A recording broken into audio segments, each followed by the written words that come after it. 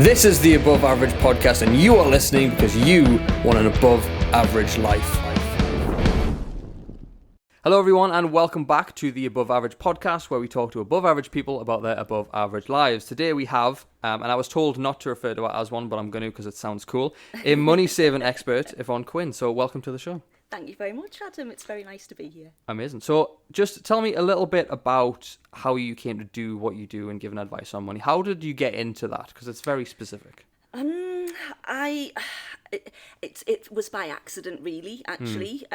So last year I was, like a lot of other people, panicking about energy bills and things. So started shopping around. I ended up talking to a friend she's a partner with Utility Warehouse. Nice.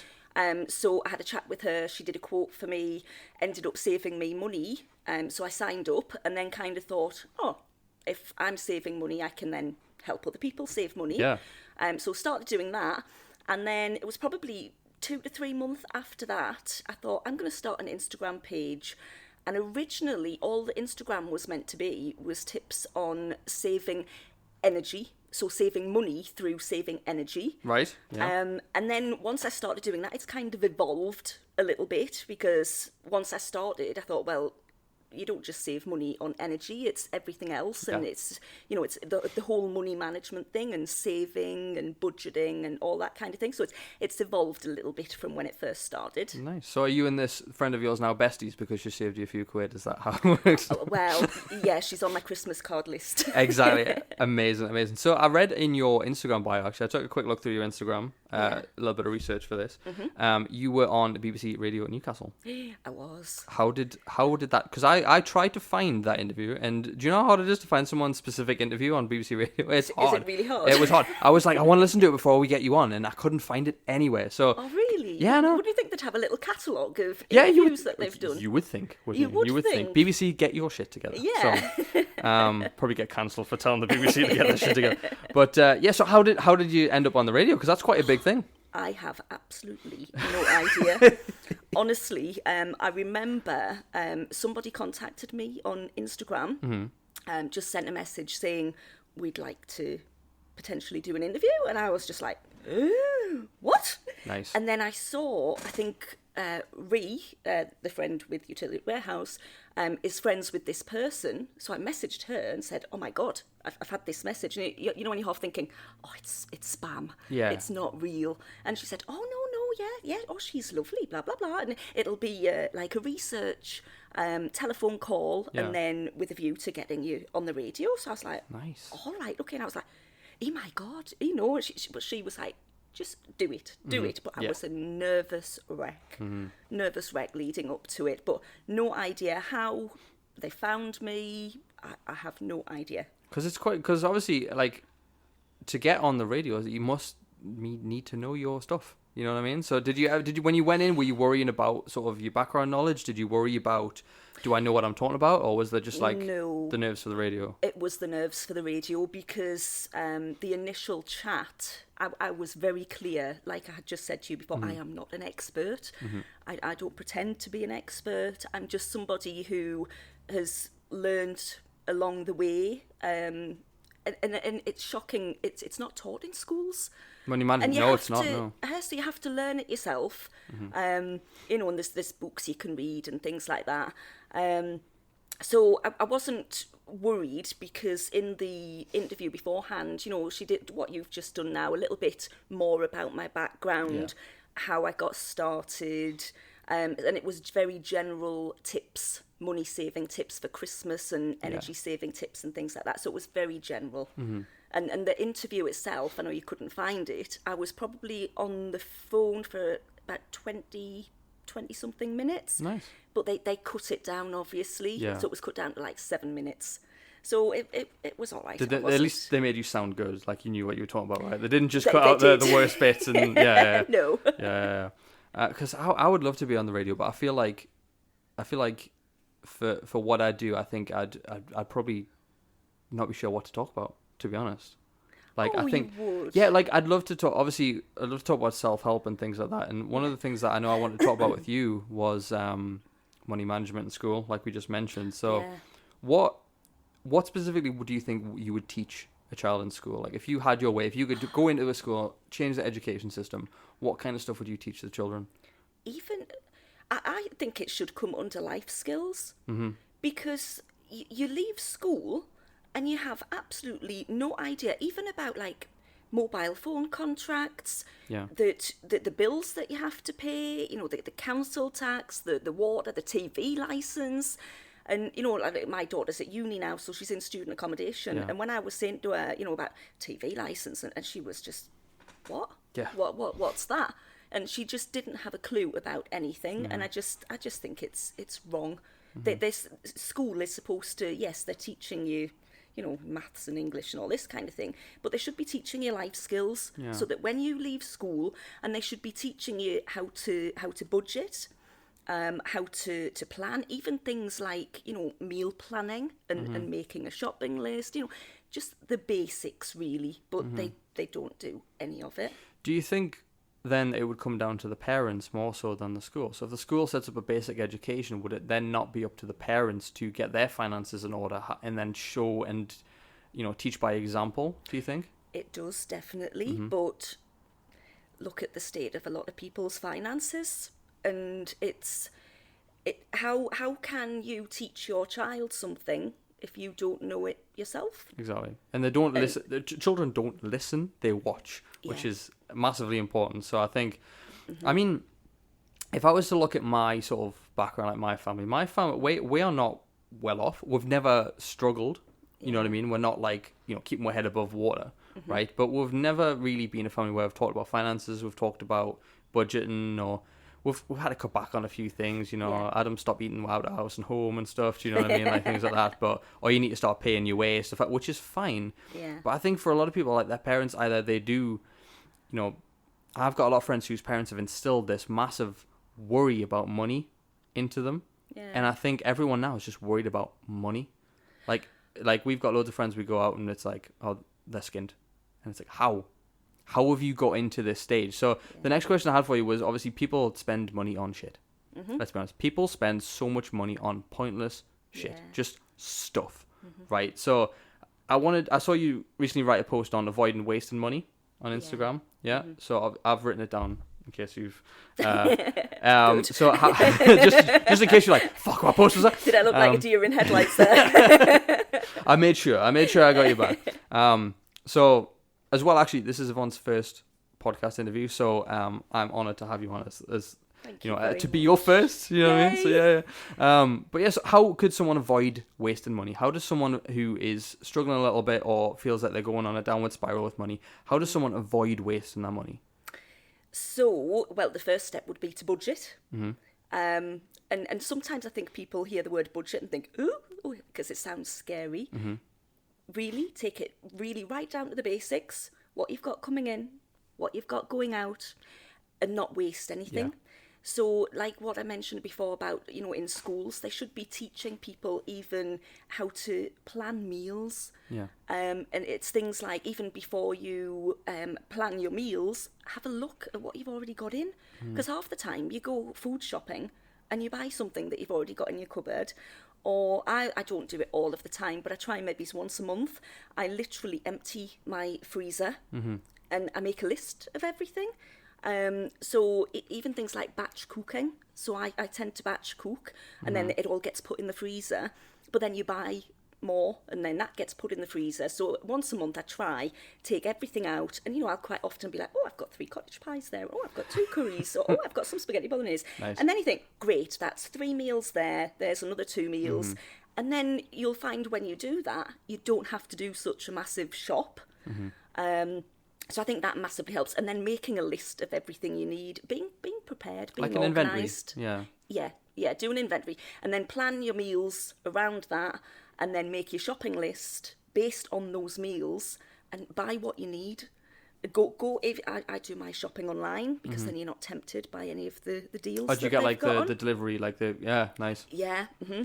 So I tend to do that, but there's some things that are more expensive, and you can go to Aldi and get them a lot cheaper. Aldi is so good at the minute. Aldi is a like an underrated gem. It came top, and what month was it? November, I think it was. It came top for the cheapest supermarket. I remember actually before I got this job in the gym, actually before I got my job in a restaurant, when I was like 18, 19, I used to like do store fitting, so like a contract where you come in, you fit stuff in shops. So, and I did Aldi over Christmas, and basically what we had to do is put all the Christmas decorations up. And like the price tags behind that little bit of plastic. Yeah. I had to do the whole shop. Like several different shops. Oh, and I remember, painstaking. honestly, my fingernails were broken. Like my fingers were so it's horrible. But you don't think about that when you go around. No. But I remember putting the little price things in going, fuck, How that's cheap. much? I was like, Asda's across the road. It's like twice the price. So you're all right. Aldi is an underrated gem. Yeah, It is, absolutely, definitely. absolutely. Yeah. So it's little things like that. Going around, at a certain time, looking for those yellow stickers. Yeah. And we've always, I buy reduced bread if it's there, and it goes in the freezer. And I think a lot of people don't realise you can freeze it. Mm-hmm. You can freeze cheese, you can freeze milk. I don't think it's so nice to drink after you've frozen it, but if you're just putting it in tea, just having a slice of milk. yeah, you freeze it and then just put it into ice cubes. And then you can pop it into your tea. So if you can get it cheaper, why not? Yeah, exactly. Yeah. But the one thing before we move on with this list is most people probably look at that and go, well, that's a lot of effort. That's a lot of effort. It sounds like a lot of effort, doesn't it? Because we probably know people's attitudes towards doing things, and that's probably why people are skinned, because it's easier to spend more money than it is to invest your time in it. Do you know what I mean? Yeah, you're probably right. But it's being organised. Yeah, it is. And some people will even say, I haven't got time to cook. Lies. Who hasn't got time to cook? It drives me mad when I see people and they're buying takeaways and convenience meals, and I'm just like, homemade foods is a hell of a lot cheaper, hell of a lot tastier, and you can cook it in bulk. Yeah. So exactly. you're saving everywhere. Yeah. And then you freeze it, and then all you've got to do when you want it, take it out, warm it up, put some vegetables or whatever with it. Yeah, and it's a bon appetit. But people will say, I haven't got time, or I can't cook. Mm-hmm.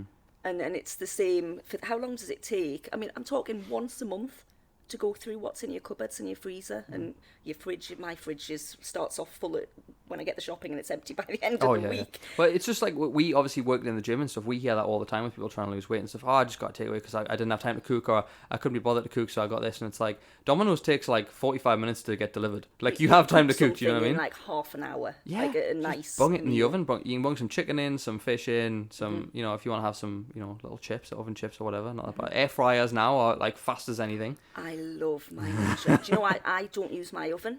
No, just air fry. Since I've got the Ninja 15-in-1, so it's got like the pressure cooker, the roast, it's got like everything on it. I don't use my oven. And if the kids want to use it, I'm like, you're not putting the oven on. Don't costs touch it. more. Don't touch it. Yeah, use the air fryer. That's what we got it for. It's quicker. It's quite like it's a symbol of like poshness now. Oh, I have an air fryer. Oh, you know what I mean? I think it used to be. It's not now. I remember I had a friend who had, what was the one, ActiFry.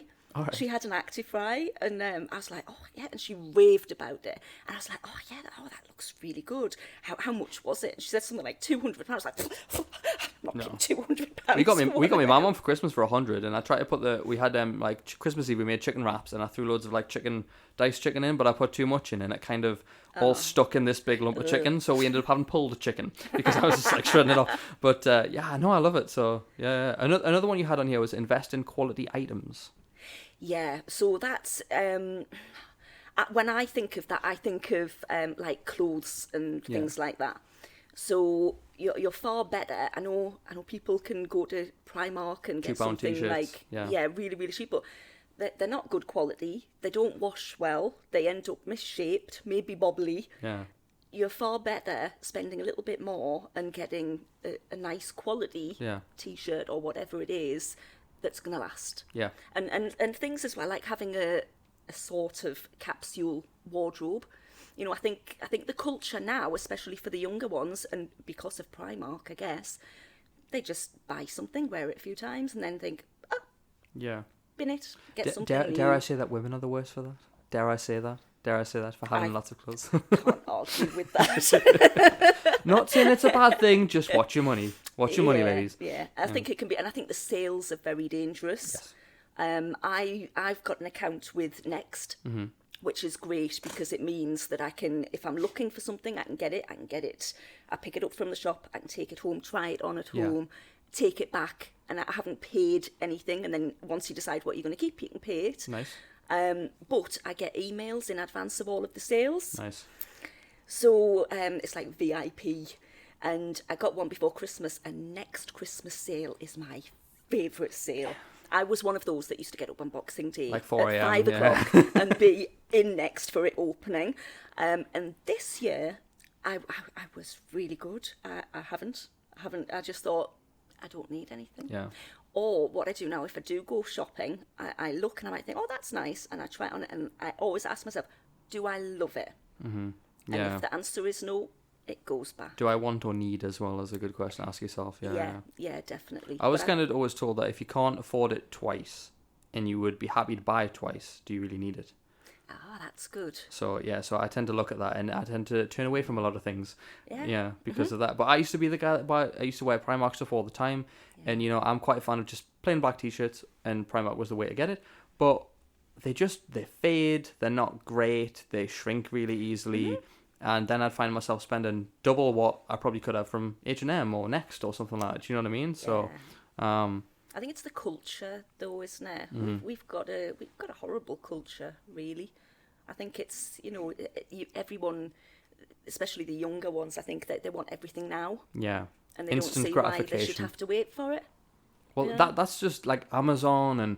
Like I say this on I feel like I say this on every podcast now, but it's so true. Like instant gratification has ruined us. We can get Amazon anything we want. We just go on Amazon and it's there on Prime, right?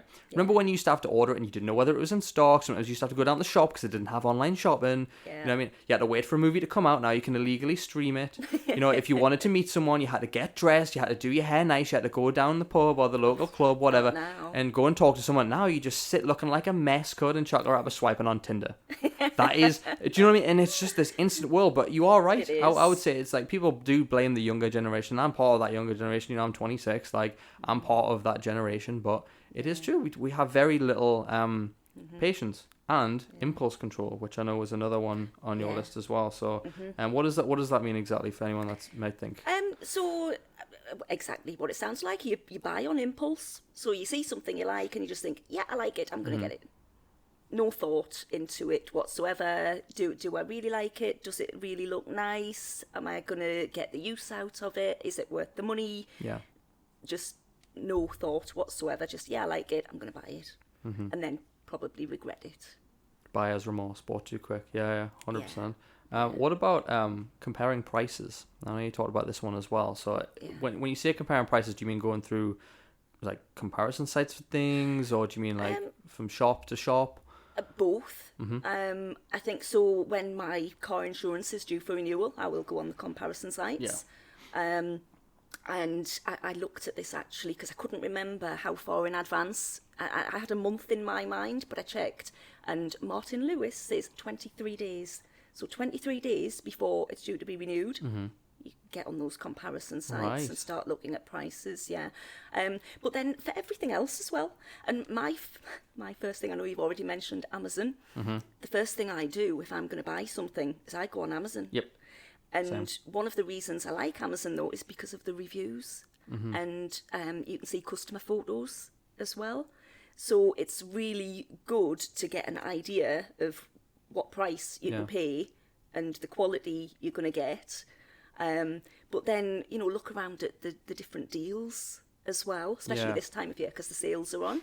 So you might see it on Amazon, but I don't know, Curry's or somewhere might have it, on a special offer. Yeah, so exactly. we should be looking around. Yeah, speaking of things like that as well, using coupons as well. Now, this is something that I've never really done. I've never been a coupon guy, unless it was when I used to get the bus and it used to have like Big Mac deals on the back of the receipts. But I've never really used coupons before, so I know. Like people think of coupons almost like them little ration packs that you get during the war and stuff. Like if I'm on coupons, then I'm clearly struggling. But that's not the case because you can get some cracking deals on coupons. So how you sometimes see them in the they used to have them. I remember when I was a kid, I think it was the Sun used to do something in the paper, didn't they, for a holiday? Yeah, you could get like a cheaper holiday in the UK, but you could get something like that. teletext holidays and that. Why not? Yeah. Why not? If you can get a good deal, then Yeah. do it. Yeah. So, what about things around the house? Because we talked before we started this about your daughter Amy's bills and things like that. Yeah. So how can someone bring their household bill down in a smart way? What are some ways that you could recommend people do? So, like to save energy and things like that. Save energy, save money, gas, electric, everything. Yeah. Well, to save money on your utilities and things, obviously the first thing you do is shop around. Mm-hmm. Don't stick with the same person, same company rather. I was talking to somebody about Utility Warehouse, and she'd been with, I won't name them, she'd been with another company for like years and years and years. Mm-hmm. And she just refused point blank. She's so loyal to that company. I went, well, they must be like really rewarding you for that loyalty. What are they giving you? Oh, nothing. Yeah. Well, why are you so loyal to them then? Why not shop around? Yeah.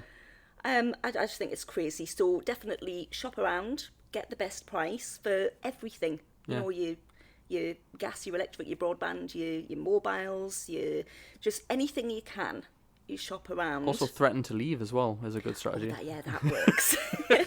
We do that all the time we're with not Talk giving Talk. you a discount. Oh, I'm going to leave. Yeah, right. Okay, we'll send you this for like half the price. Like, yeah, sweet, no bother. Yeah. I'll take it. Thanks. Yeah, that works. And I think because a lot of the companies, they don't reward loyalty. They don't. Which They is really don't. crazy. A new customer can get a better deal than an existing customer, Yeah. which is just so wrong. But then other ways for saving money, obviously, and as I said, my Instagram did originally focus on energy saving. Yeah. Silly little things that don't take any time, like when you're making a cup of coffee, just put, and I actually get a cup out and I fill that cup with water. And then I put that in the kettle. Nice, yeah. Because it's really expensive. People don't realise to boil a kettle. Mm-hmm, yeah. And you're boiling it, and then you're leaving it, and it goes cold. So you're not even using it. Yeah. Things like I mentioned when we were chatting earlier. You know, I'll get a blanket out before I put the heating on. So things like that. Turning your washing machine down to a lower temperature because the cost of it is to heat the water up. Mm-hmm. That's where the cost is. The obvious things like LED light bulbs. There's lots and lots of different things you can do to be saving money around the house. Yeah. Yeah. Yeah, I think at the minute everyone's raving about the cost of living crisis, and that's the big thing on everyone's. It is, but I think if we do all the things that you've said, I think we'll be fine, personally. Like, I mean, I can't speak for everyone, obviously. Granted, you don't know someone's situation, but I've said before, like, lifestyle plays a big part in how much money you spend, what kind of lifestyle you think you should be living versus what you should actually be living. So it's like it's like well, I want this, but I can't actually afford it. Like I said to you over text before we came here, I said I'm in no debt. I have no debts. I don't owe anyone. I pay my bills. Obviously, I have house bills or you know, I've got my Xbox Live subscription for my games. Do you know what I mean? But I'm not in debt. I don't owe anyone money. My car was bought outright. It's a piece of shit tin can, but it gets the job. It's yours. Exactly. But that's the thing. If you want to really, if you want to put it in one sentence, you got to live below your means. Don't live above your means. But too many now, because I think we see this Instagram. How much time do you spend on Instagram? I know you've got an account, but how much time do you spend scrolling? Much? Actually, I try not to that much. Probably an hour a day at the most, scrolling. Do you see or follow many people who have a bit of, you know, cash, who are a bit more wealthy? Do you follow people like that, any celebrities or anything like that? No. I tend to follow, I follow a lot of people like me. Yeah. So other people... Probably for the best. Yeah. Other people who are doing the budgeting and... Because it's that whole thing, isn't it? You want to be around people who have the same mindset and as you take that in, don't you? Yeah. But the point I'm trying to make was that on Instagram especially, you can see celebrities, you can follow people who have massive lavish lifestyles, like fancy houses yeah, and like holidays. yeah, like evolutionary speaking, we come from little tribes, right? Celebrities weren't a thing. Like, you know, there was the rich person was the king back in the day, right? The rich person was the king, and then you had a few wealthy people, and that was it. But you didn't see that all the time, and it didn't play into your subconscious. But now we go on Instagram, we see these people with flash cars, flash bracelets, watches, Lamborghinis, Bugattis, whatever you want to call it, right? We've seen these lifestyles, and it's preying on our minds that we don't have that. So we try and live up to this, you know, it's almost like it's telling us that's what we should be living like. And then we're trying to chase it up, but we're getting into debt, we're spending money on cars we don't need or can't afford, and watches and jewelry especially are the worst. Like, do you know what I mean? Like, It's like keeping up with the Joneses, isn't it? yeah. Well, it's now the Kardashians now, isn't it? Yeah. But you're giving off this outward Right. thing of, oh, look, I've got this car, I'm going on this holiday. And then you might be up to your eyeballs in debt. Yes. Yeah. And it's not real. And it's for what? For what? Do you know what I mean? To impress people you don't like and don't know? I read something actually, so you're talking about your car. Most really rich people never buy brand new cars. Really? Because they depreciate so quickly that as soon as you drive that away from the forecourt, you've lost a load of money. Yeah. So they'll buy one that's maybe 1 or 2 years old, still a really, really nice car. And then they tend to find that a lot of because you can get a new car and there might be little kinks and things not quite right. Yeah. All of those have been solved and they end up with a great car. Fair for enough. a good price. I'll remember that when I'm rich. Yeah, me too. Yeah. I'm just going to say, just pull that microphone a tiny bit closer. Yeah. There we go. Excellent. Sorry. It's fine. Don't worry about it. I hit mine all the time. I talk with my hands. Yeah, see, I'm surprised I didn't do it before. Honestly, I'm not used to. This is like episode 5, something like that, and I'm still not used to having it right in my face. It feels a little bit claustrophobic, but I digress. So I was going to say as well, when we think of budgeting, right, we almost associate budgeting with someone that's poor, right? So more on the mindset side. So if you tell someone to budget, they think, well, now you're telling me I'm poor because I have to budget because I'm struggling with my money, and it's like that's not the case, is it? I totally disagree with that. I think some people, if you have not a very good money mindset, then that's what I'm talking about. Yeah. Rich people budget. So the rich stay rich, man. Look after their money. Yeah, and that's the whole thing of like they tell their money where it's going. Poor people don't do that, and they tend to just spend, get like halfway through the month and think, where's all my money gone? So rich people budget, but you are right. I think probably people who don't have that positive money mindset probably do think that way. So what sort of things have come up in your field of work that people have said to you about money that you've been, well, that's not true, well, that's not a helpful mindset to have? Is there anything that springs out at you when you think of like an unhealthy money mindset? Off the top of my head, no, not that people have said to me, but I think what we've talked about, so people seem to think it's okay, and again, it comes down to the culture that we've got. It's okay to have debt. In fact, it's seen as a good thing because you have your credit score, and you have to have debt to have a good credit score, which is just crazy. Yeah. Why? I don't get it. No. Why would you want to have debt? That's actually one of the questions I was going to ask you. It's down at the bottom of my list, but we're going to talk about. We might as well talk about it now. Credit score, right? So credit score is a massive thing. Do you know do you do much with credit scores and talk to people about that at all? No, not because really. I do know what mine is because I had a little panic last year. Someone did what's it called? Address fraud. Right. Wow. So I'd never even heard about it. What happened on that? So I was getting deliveries to my house through eBay. Right. Addressed to somebody else, and we kept kind of like handing them back to the post office, or if they were small enough, they went back in the post. No, not at this address.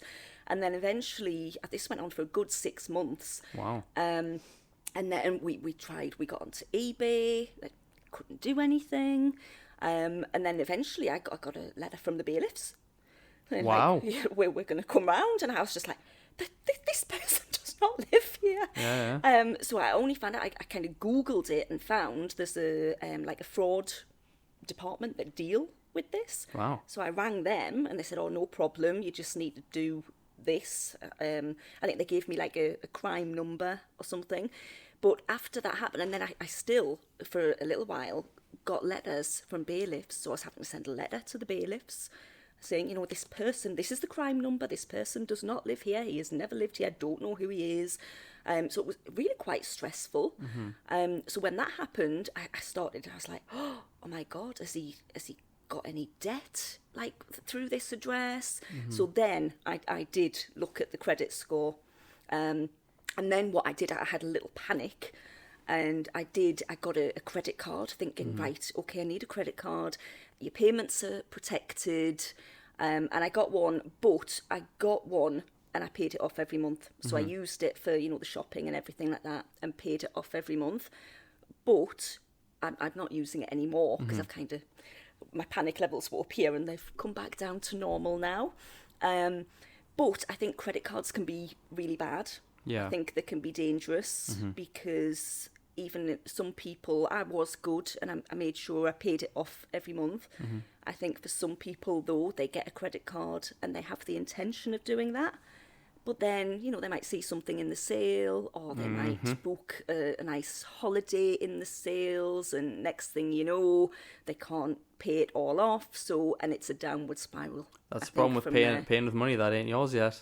That's the problem. Yeah. So what is a credit score for someone that is, you know, maybe is, you know, in their teens or something like that? If you were to educate someone, what is a credit score? Why is there like all these adverts on TV and stuff? Why am I sitting in the cinema watching adverts for credit score? Why is it such a big thing now? Because it just seemed to pop out of nowhere.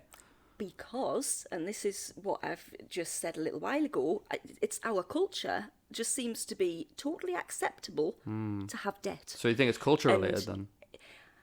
I don't know how it started because as you say, you know, I don't even remember when it started, but years ago, I don't remember ever hearing about credit score. It just appeared overnight, didn't it? Yeah, almost. But it's to do with debt. So it's to do with, are you safe to give credit to and are you going to be able to pay it back? So it's about getting into debt and whether you can pay it back, which is just crazy. Is it something you would recommend looking into it and getting on a healthy level, like having a healthy credit? Is that something you would recommend someone go and do? Because I don't have a credit card, you see, so I technically don't have a credit score. So but I've been told that's probably not the best. You will have, because you'll have other bills that you're paying. So your credit score is not just on debt, it's on, you know, are you paying, if your mortgage or your rent on time, are you paying your bills on time? It's all that kind of thing as well. So for all you don't have debt, you'll still have things that you're paying for monthly by direct debit. Interesting. I never thought of it that way. So that's why I wanted to have you on. Yeah. I'm a little bit, I'm not like money illiterate, but I'm kind of just like, I'm not stupid with it. You don't need to know. No, well. Because you don't have any debt. True. Yeah. So obviously we said why people get into debt. You think it's very much a culture thing. Is there any way that you could, any little tips about debt, of getting out of debt? Is there anything that they can do with government help? Is there anything like that that if someone's going, I listen to this going, I'm in debt, but I just don't know what to do, what do you recommend? There are, I don't know who they are or where they are, but you can go online and there are organisations out there that can help with debt. And they will deal with your debtors on your behalf and try and, you know, kind of come to some arrangement. I would say I've been reading this really interesting book, and because I'm a little bit older now, my eyes are a little bit older, and they're not so good with reading fine print in books, so I read everything on the Kindle. Nice. So I keep forgetting what this book is called because it's because you don't see the cover. It's on the Kindle. It's the Money Makeover, I think it is, by Dave Ramsey. He's American. But he has this little 7-step plan. And it is kind of based on, you know, a debt-free life.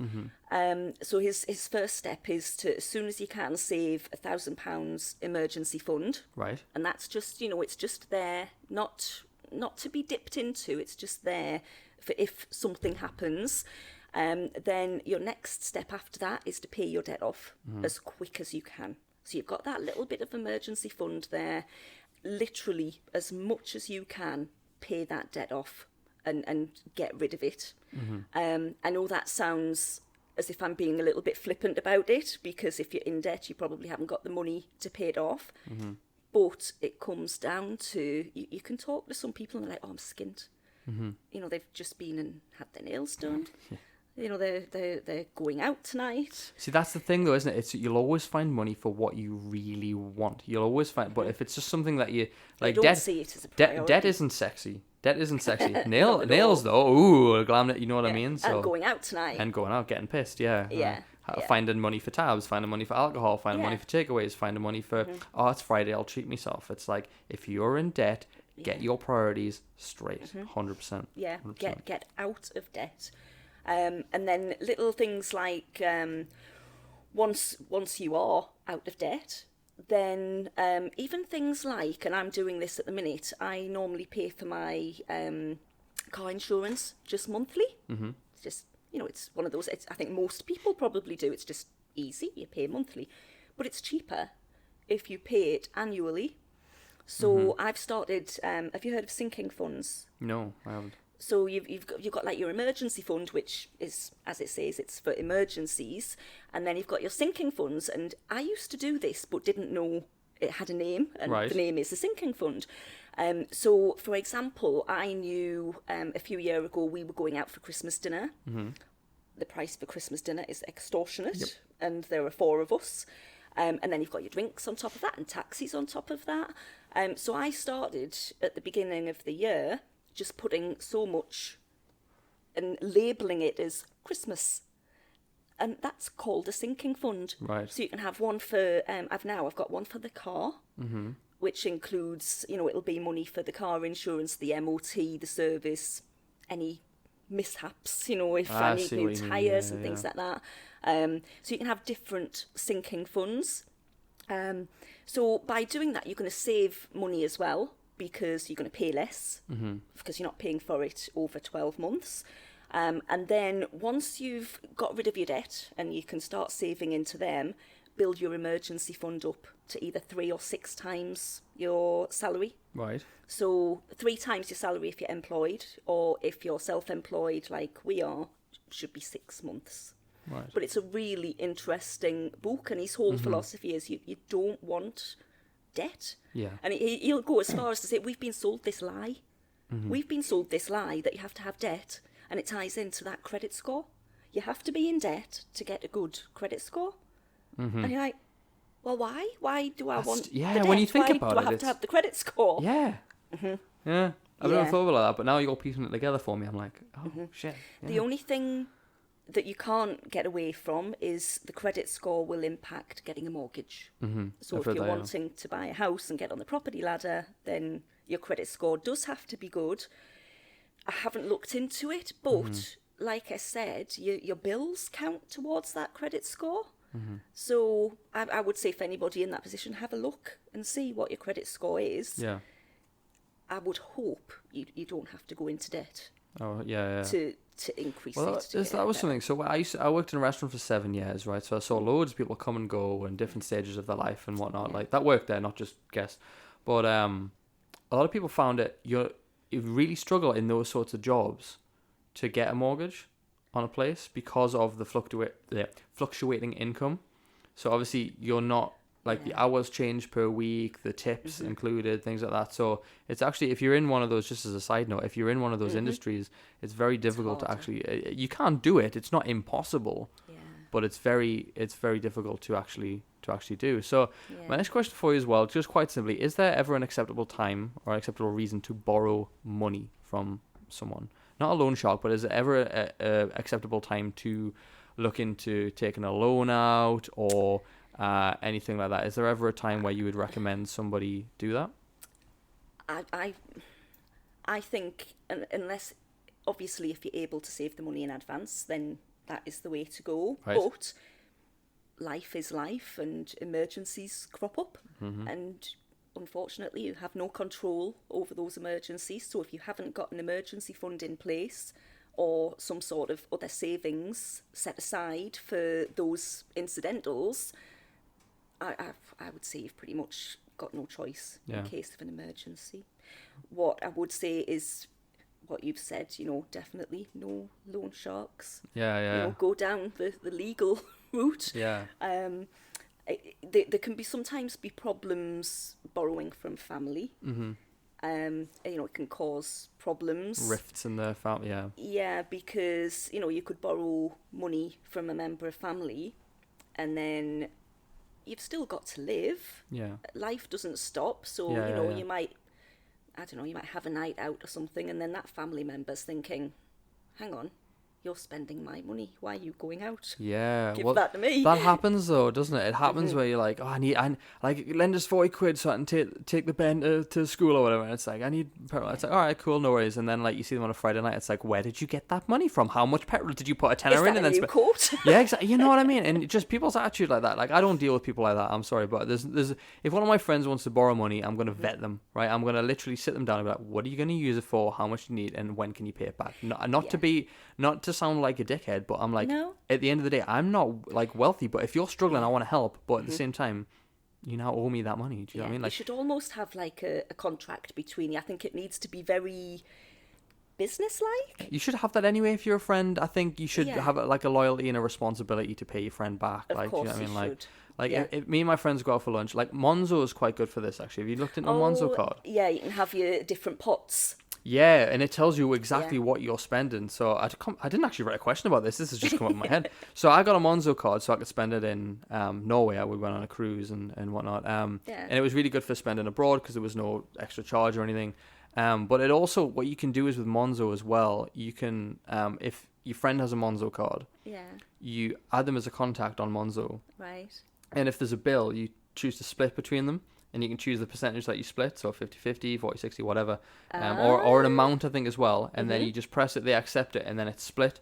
So there's none of this getting the calculator out the table. You just kind of go, how many ways do you want to split it? 6 ways? Okay, done. Oh, and that's good, isn't it? And it honestly just makes life so much easier. Like, I don't use it all the time, but it's a handy little app to have because it's another card that you can, say, for example, you wanted to, because now you can get online banking, you can see which accounts you've got and whatnot. It's easy to just go, well, I'll take some out of that, take some out of that, out of it. It's so handy. It really is. I need to get my parents on online banking because they're like, oh, like, I'm not on it. No, they just get statements through, and I'm like, hey, you're wasting paper.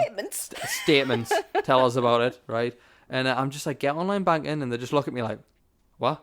Because it's like, you need your thumbprint. What? Your phone has thumbprint. I'm like, but I just get this bit of paper in the post. And it's like, no, but then you can check if it's gone through, if something's bounced, you can check it there and then. But Monzo is just handy. Like, if I would recommend people get a Monzo card. It doesn't cost you anything to really set up. You just put money in that account, and it means that I can have an extra savings one on a separate card that I can put away and don't need to worry about, right? Because it's too tempting if they're all on the same bank. I'm with them, Santander, and I can see them all and whatnot. But it's just, I would definitely recommend that people do that. So obviously we talked about saving money and stuff, but that alarm I hope that doesn't come out. I'm gonna have to get that to stop. But is there a way that people can make their money work for them rather than just sitting in a bank? Well, the obvious way is either ISAs and things like that. Investing. I am, for me at the minute, on my own journey, I'm at the stage where I'm building my emergency fund and setting up the sinking funds so that, I can pay for the car insurance and things like that up front instead of spread out. My plan is, though, for next year to start looking at investments and things like that, but I haven't yet. And I think investments can be a little bit scary, because obviously there is a risk involved with them. And other than going to a professional advisor, which you're going to have to pay, it's scary. Yeah. Luckily, I have a neighbour who invests, so next year I shall be picking his brains. Yeah. So I was going to ask you, obviously we were going to speak about stocks and shares, right? Because I find that very interesting at the minute, that a lot of people, like, I watched The Wolf of Wall Street, and I was just like, I want to invest in stocks and shares, right? I'm like, I want to invest in stocks and shares. I want to be balling. I mean, not necessarily the cocaine and hookers, right? I don't want to do that part, but I want to make the money, right?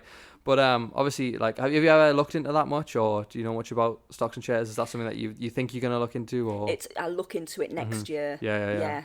Because I think that's when I mentioned, like, my neighbour. He does that. Yeah. He's into the stocks and shares. So I remember, when the gas prices started going, I'm pretty sure, I think my husband said he he invests in that. Yeah. So he's done all right out of it, whereas the rest of us are like, oh my God. Yeah, but it is a risk, isn't it, stocks and shares? A little bit. It is yeah. a risk. Well, one other thing that Luke recommended to me, Luke John Harrison, who's been on here a few times, he recommended Moneybox. So it's a separate sort of bank, but what it does is it takes the money that you invest in it, and it splits it in little stocks and shares. Nothing huge, but you get a safer option. Yeah, you get more of a return, right? It takes you like 3 weeks if you want to take money out of it, but the idea is you leave it for the long term. Yeah. Because investing's a long term thing. We're talking like 4, 5, 10 years of leaving it in there. But he said through COVID it dropped like 20%.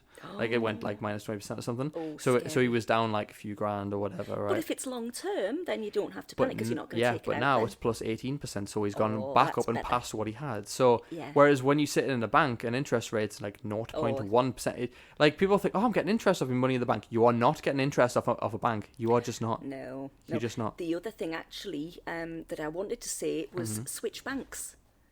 Right. You find a lot of people, and I was guilty of this. I was with the same bank for about 10 years.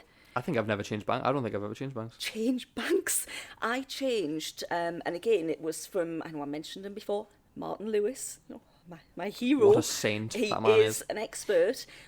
He does his shows in the run up to Christmas. Yeah. And he did one. He was like, for God's sake, why stay with the same bank? You can swap banks regularly. And I swapped, I think at the time, I won't name the bank, but one of them was giving £200 for you to switch, and you could switch your own current account and a joint account. Right. Well, I have my own account and I have a joint house account. So I did both of them. I got £400 just for switching banks. Before Christmas. I might have to do that.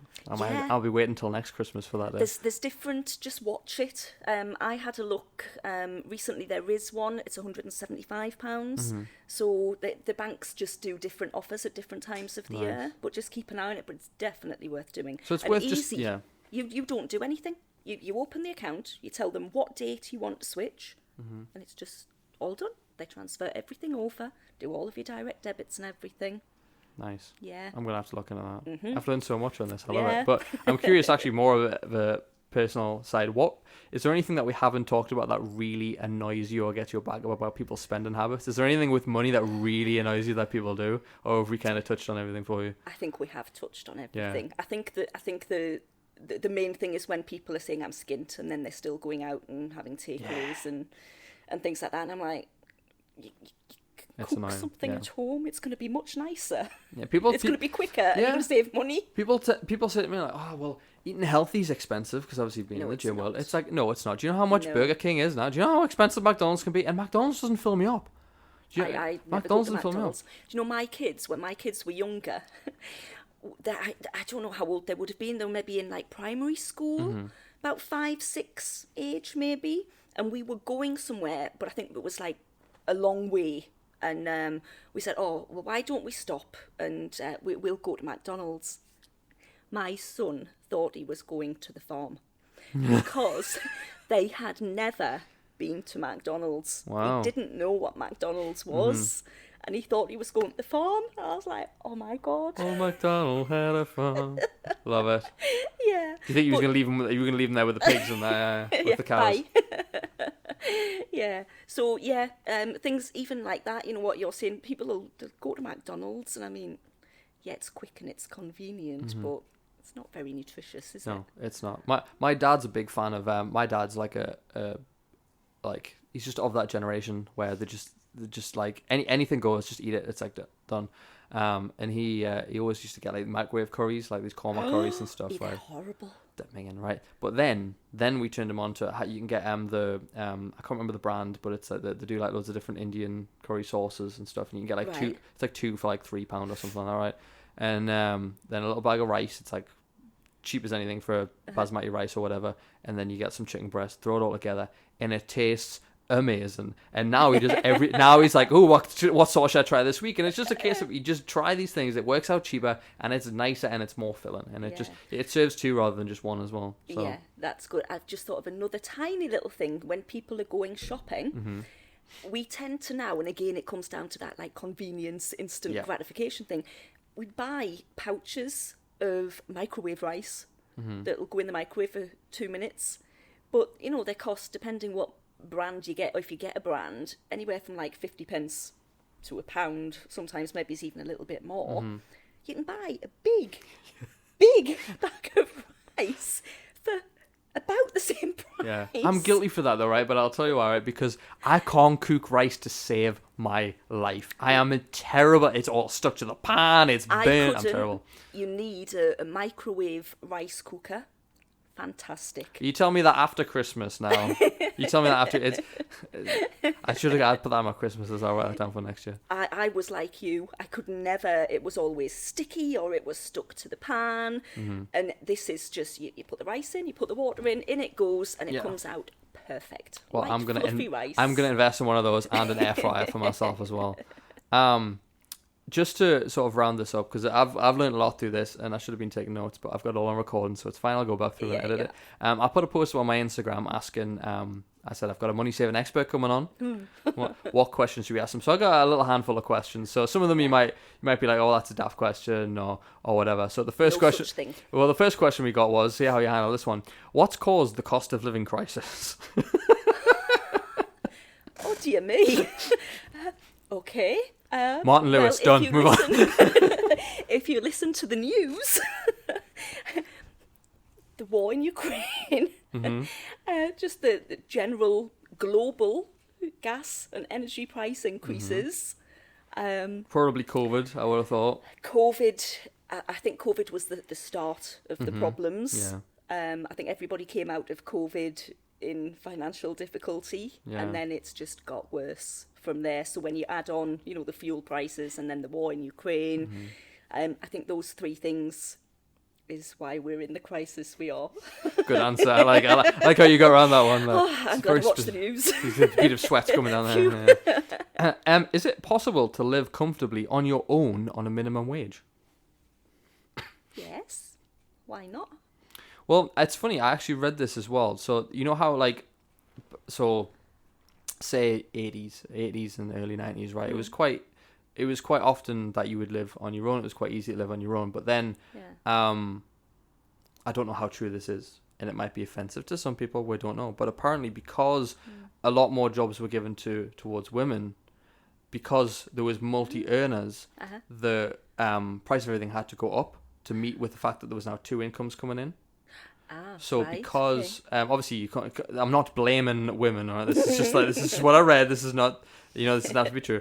But what I found it interesting that now, because now you've got to have two people in a home to make it work very well, because of the fact that you've got two earners coming in rather than just woman stays at home, looks after the kids, etc. The classic sort of thing. Obviously that wasn't always the case. There was exceptions to the rule and stuff like that. But I found that a really interesting thing, and I don't know how true that is. It is. But I found it interesting. I think it probably is a lot harder. I think it obviously depends on what you class as a low income, whether you are renting or buying,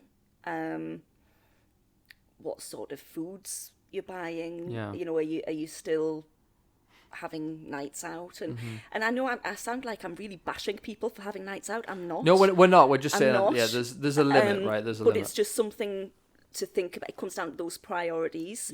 I think it's very, very hard. I feel so sorry for younger people now, because I think it already was hard to get on the property ladder, and now, so my kids are like late teens, I think it's going to be a nightmare for them getting on the property ladder. I would like to think, the way inflation has gone and the rates and things, I would like to think the house prices are going to settle down and start coming down. Yeah. Fingers crossed. I would hope so, and hopefully, again, it comes down to, and I think people already do, save as much of a deposit as you can if you're wanting to buy somewhere. It's a really hard question to answer that, because you don't know the person's circumstances. I would like to think it is possible, though. Fair enough. I love this one. It's my favourite one. Oh, are there any loopholes to getting free or cheaper food at restaurants? Not that I'm aware of, but if whoever asked that question finds a way, can they Let let us us know. know? Because I will do that. Well, having worked in a restaurant, I'll take this one. Having worked in a restaurant, just complain that everything is cold and shit, and they'll give it to you for free. Oh, but And you'll that's probably get a free dessert as well. horrible. It is, but That's horrible, though. just be a total dick. To be a total what they call a Karen, right? Just be a Karen, and most places will give you it for free, right? Or they'll knock it off the bill, or you can eat. People even used to ask us to knock it off the bill. Like, no, I don't want to eat that. I've ate it, but I'm not paying for it. It's like, okay. I couldn't. Nah. I couldn't do it. I used to laugh at people. I was like, well, I no. couldn't do it. That's someone's business. Yeah. That they're employing those staff, and they still have to pay those staff and the bills and the rates and everything else. Like, I couldn't do it. Exactly. You're not just paying for that food. You're paying the guy who made it. Yeah. You're paying for the service to bring it. You're paying for the stock itself. You know, the chicken, the beef, whatever. And it's just like, just pay your bills. And poor businesses at the minute, you know, their rates. I was talking to someone who owns a cafe. His energy bills have gone up by five times what he was paying. And I just think there's going to be so many businesses going out of business that we should be supporting them. Yeah. And not trying to get free meals. Stop trying to be cheapskates. It's like Home Alone where he calls him a cheapskate. And it's like, oh, I'm sorry to ruin your holiday, Mr. Cheapskate. I love that line. Next question. How do I don't like the way you keep laughing because they were so good. They were just so vague as well. How do I make more money? Okay. So other than having a typical job, there's lots of different ways you could make money. I'll name just a few of them. Go for it. You can sell things on Vinted or Gumtree or eBay. Go to car boot sales and sell things. You could, it sounds like a teenage thing, but you could babysit, house sit, dog and cat sit. I have a friend actually who started doing that after COVID, and she's doing really well with it. Nice, and amazing. she goes for about an hour. So say she has a customer, she'll go for an hour at a set time, and it's a cat as well, so it doesn't even need to be walked or nothing. Yeah. And she just sits and reads Watches her book. the TV and She just reads her book for an hour. having This the wrong cat job. plays with the cat a little bit, and and she gets paid for that, and she says it's going really well for her. Yeah. So things like that, dog walking, lots of little things. There are lots of apps you can use as well. So cashback apps. Right. So every time you're going shopping, you can be earning cash back. Nice. I'm going to try and be really sneaky. So I've got a utility warehouse have a cashback card. So I use it for everything. So their partners, I can get up to 10% cashback with some places. But if they're not a partner, I still get 1%. And then it just comes off my bill every month. But there are other ones you can use, like Top Cashback. Is the biggest one.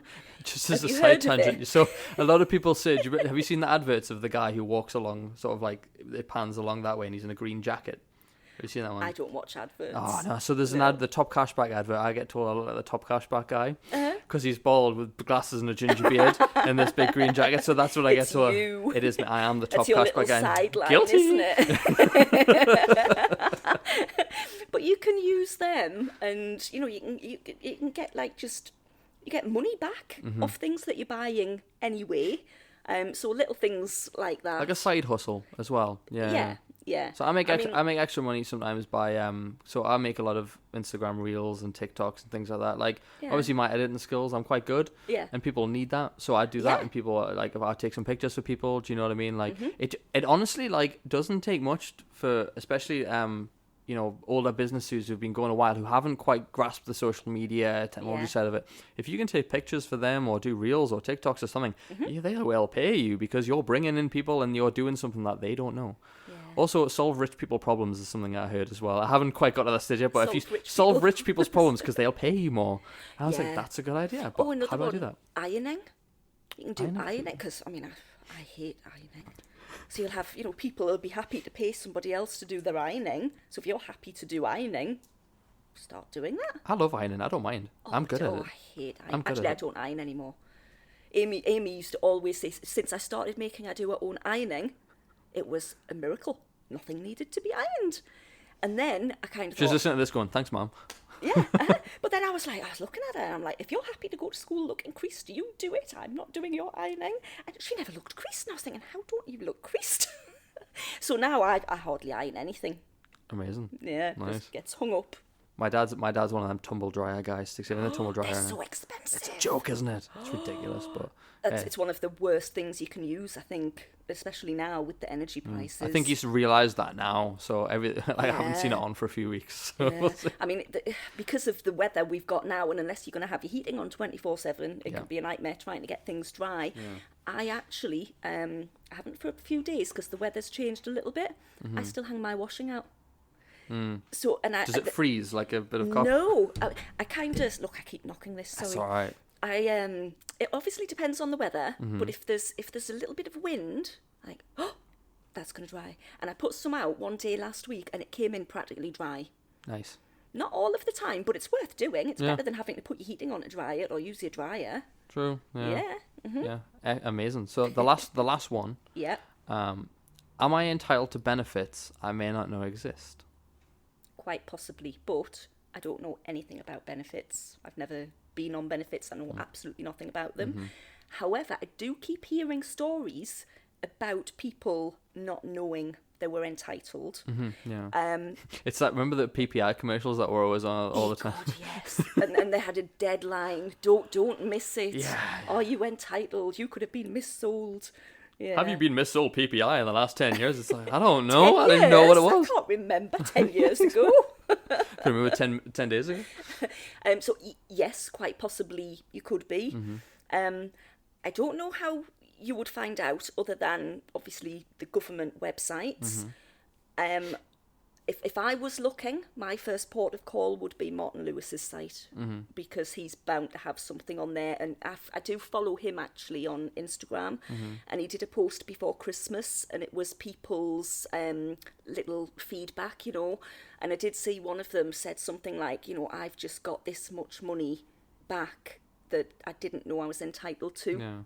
So if it was me, I would go to his site first, and was it moneySavingExpert.com? moneySavingExpert.com, Yeah. and he will have the links where you need to go to find out. Amazing. But it's quite possible. I think there's an awful lot of people out there.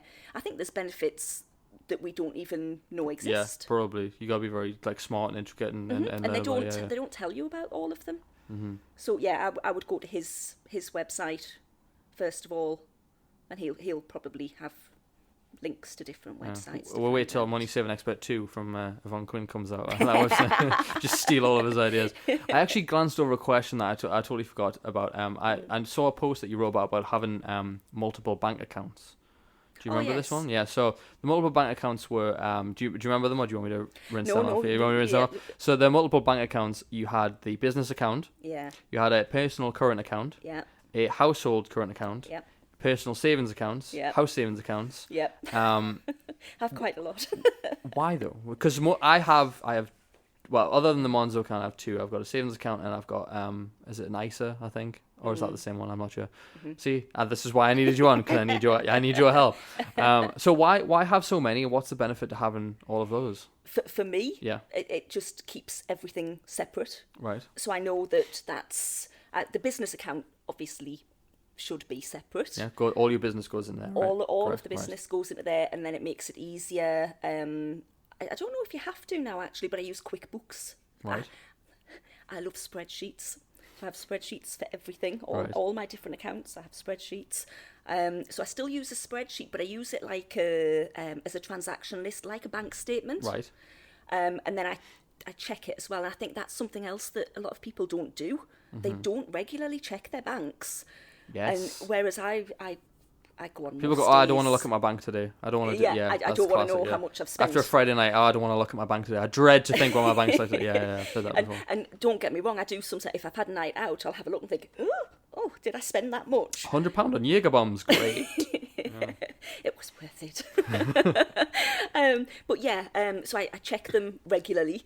So the business account should be separate, and then that makes it easier for doing like tax returns and things like that. The other ones, it's just easy, and I've actually, since I did that post, I've gone a step further. So you're saying you use Monzo and you have your little pots. I've now got even more savings accounts. Is your house just full of pots? Yeah, virtual pots. Virtual pots, right. So I've set some more up. So for the sinking, I've got 5 sinking funds. So I said one is for the car, one is Yeah. for Christmas. My sister's getting married, so I've got one for that. So that's away somewhere. Congratulations, Yvonne's sister. Yeah. I'll tell her. So I've got 5 in total. So I've now got 5 more savings accounts. And for me, What, on top of those ones? on top of those ones, Wow, how do you keep track? Because- Oh, the spreadsheets, I guess, yeah. well, no, because they're all just in the app and spreadsheets. That's spreadsheet. We don't forget about spreadsheets. I love my spreadsheets. I do. I even have all of the figures pulling through. So you know when you have a business and they do their budgets and their profit and loss, and it's like the months across the top, and then all the different categories, Yeah. and then the balances. I've literally got that in a spreadsheet. I can see you getting I excited love over the it. spreadsheet. Yeah. I know it's really sad. It's not. It's helpful. It's useful. It's good. It's very useful. But for me, having those separate accounts means I put it in there and it's out of the way. Yeah. So in my head, once it's in there, I'm not touching it. Nice. And I try not to even look at it. I look at the main accounts. So it just works for me. Fantastic. A lot of people probably wouldn't want to have that many 10 different accounts. bank accounts. Yeah. So I'm guessing the personal current account is just your money that you Yeah. spend on the regular. Is that correct? Or So the joint account is obviously like your bills and food and things like that, and then Right. my own account is just my own things. so the household current account, what goes into there? Is that anything for the house? Or yeah, right. Yeah, anything for the house. So that's all the bills, the groceries, family birthdays, family meals Right. out. I do it actually. I've just done it last week in between Christmas and New Year. And again, some people are going to think, "Oh God, how can you be bothered?" My whole year, when I say I've got this spreadsheet, it's planned down Right. to Wow. next January. Is that something you recommend many people doing, or is this just something that helps you? It helps me. Some people might find it too overwhelming trying to do it for the year, but I would say definitely do it for the month. Right. For me, it just helps because I know how much I want to put in my emergency fund. I know how much I need for each of these sinking funds. And so for each month, I've got the normal outgoings that are, every single month, like your gas and electric and things like that. And then, 1 month you might have 3 birthdays, or you might have you're going to be going out for a family meal for that birthday. Yeah. All of that I try to put in, so my whole year finances are set. Wow. And then from that I can think, right, okay, and because I've got it in a bank statement format, every time I add something the totals all change. Yeah. And I can see each month what money I've got to play with. So then I think, right, I'm going to put £100 into that fund, and I've literally I don't have to think about it for the year. It's intricate and it's great. It sounds great. I'm gonna have to get on that as well. Amazing. A lot of people are probably thinking, oh, you've got far too She's much time on your mental. hands. No. But that's if you're why not going to do that, I definitely do a monthly one. Mm-hmm. Definitely. Amazing. You have to budget, because if you're not budgeting and knowing what your money is coming in and going out, then you've already lost. Yeah. Yeah. Amazing. So, what's next for you? What's next for your business? What's next for you? Are you gonna see a book with Martin Lewis's body with your head photoshopped out? Are we going to see that? What's sort of next for you? Do you think? Have you got anything in the pipeline? Or I would like the Instagram account to grow. Mm-hmm. I'm going to, so this year I've set my goal for my emergency fund and my sinking funds. I want to start some other little side hustles. Mm-hmm. So anything you can tell us about? Well, the one I'm trying this month, I'm just going to try, because I think some of them you think, oh, that sounds a bit daft or too faffy, or right, so I'm just going to try some different ones and then kind of think, oh, do I like it? Do I not? So the one I'm trying this month, which I had never even heard of, there's an app called Biscuit. Right. Now it sounds like it's something to do with biscuits, treats and right. biscuits. It's to do with dog walking. Right. So I think I've downloaded the app. I just did it last night. Downloaded the app on my phone. You put the details of your dog and how old they are and all that kind of thing. And then it monitors your walks. I don't quite know how it works yet. It monitors your walks, and then you can earn vouchers to spend somewhere, and you can choose from lots of different vouchers. Just by walking your dog? By walking your dog. So it's something I'm going to be doing anyway. So I might as well get something back from it. 100%. Yeah. 100%. So that's the first one I'm going to try. Top cashback, which we've already mentioned, I want to try, but I need to be sneaky about it because I still want the cashback with my utility cashback card.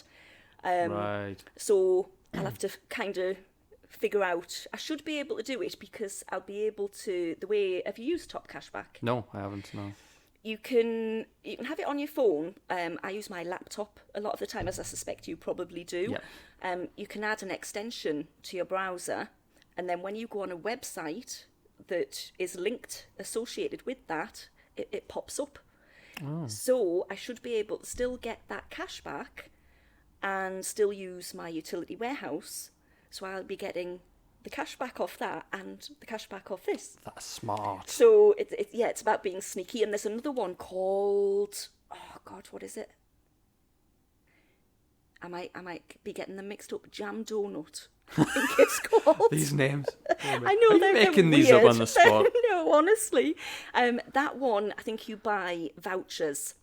Right. So, for your Asda shop, you go on, you buy the vouchers, and you get rewarded for that. So I might look at that one as well at some point, but again, I'll use the utility warehouse cashback card, so I'll get a double whammy reward. So I'll get the discount off that and then the discount off this. Nice. You realise now everyone's going to be messaging you on Instagram being like, can you give me advice? How do I do this? Where's this cashback card? How was your interview with the top cashback guy? Yeah, that's good. So actually, growing your Instagram as well, I will ask you, where can people find you if they want to follow you and drop you a message or see what you do? Where can people find you? Instagram is Yvonne's Budgeting. That's my name now on there. The other thing I want to do, so I do want to grow that. I am also, because I love spreadsheets, and they help me so much, I'm kind of thinking, you know what? In the future, somewhere in this next year, I might look at setting up a spreadsheet. And maybe, I don't know, put it on Etsy or something like that. I think people buy that 100%. Well, people do. Especially if it's all set up, with the I know the people formulas. who are doing it. My problem that I'm going to have, because I used to teach it, so I used to teach people how to use Office and, Microsoft and all that kind of thing. So because I'm quite advanced and know how to do it all, I find it hard to make it like so simple for the non-user. Yeah. So I'm going to have a little think about that. But that's something I'm toying with, I think. Amazing. Well, Yvonne, it's been a wonderful podcast. I've loved this. This is probably really insightful. I've learned a lot from this, and I can't wait to go back and take notes from this. So if you enjoyed this, guys, please obviously give Yvonne a follow on Instagram. And do you have a Facebook page yet, or we went on that? It's the same, but I don't really use it. So Instagram, go to Instagram. Instagram is the main one that I use. So obviously follow Yvonne on Instagram, follow myself at Adam James Proud as well. If you're watching this on YouTube, obviously give it a like, give us a comment. What was your biggest takeaway? Spotify and Apple Music, give us a 5-star review if you really enjoyed it. And I will see you guys in the next episode. See you next time.